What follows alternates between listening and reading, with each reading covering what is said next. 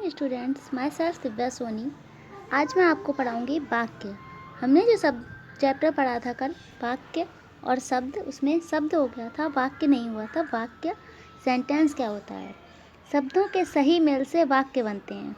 जैसे कि जो निरर्थक शब्द होते हैं उनके मेल से निरर्थक शब्द बनते हैं, उसी तरह से जो सही मेल हम बनाते हैं उससे वाक्य बनते हैं। जैसे कि मछली तालाब में तैर रही है, तो मछली बना, माँ छा और ला मिलके मछली बना, तालाब।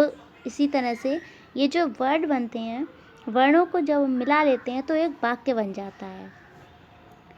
और अगर हम इनका क्रम बदल दें तो ये वाक्य अशुद्ध हो जाएगा। जैसे मछली तैर में रही है तालाब, तो ये रॉन्ग हो गया। इसकी परिभाषा क्या होती है? दो या दो से अधिक सार्थक शब्दों का समूह वाक्य कहलाता है। दो या दो से अधिक ऐसे सार्थक शब्दों, उनका जो समूह होता है उसको हम वाक्य कहते हैं। नेक्स्ट है वाक्य के भाग, पार्ट्स ऑफ सेंटेंस। सेंटेंस के पार्ट क्या होते हैं? मुख्य रूप से वाक्य के दो भाग होते हैं। नंबर 1 होता है उद्देश्य, नंबर 2 विधेय। उद्देश्य सब्जेक्ट और विधेय प्रेडिकेट। इंग्लिश में हम लोग पढ़ते हैं सब्जेक्ट प्रेडिकेट, उसी को हिंदी में उद्देश्य और विधेय कहते हैं।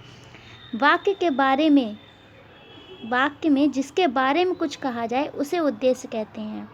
और विधेय उद्देश्य के संबंध में जो बात कही जाए उसे विधेय कहते हैं। वाक्य है जैसे कि वाक्य गीता खेल रही है, उसका उद्देश्य क्या है? गीता, क्योंकि गीता के बारे में कुछ कहा गया है। और क्या बात कही गई है? खेल रही है, तो खेल रही है हो गया विधेय।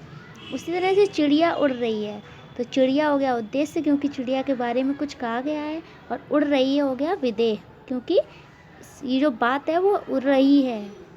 मोर नाच रहा है, मोर उद्देश्य से नाच रहा है, विधेय है। Thank you.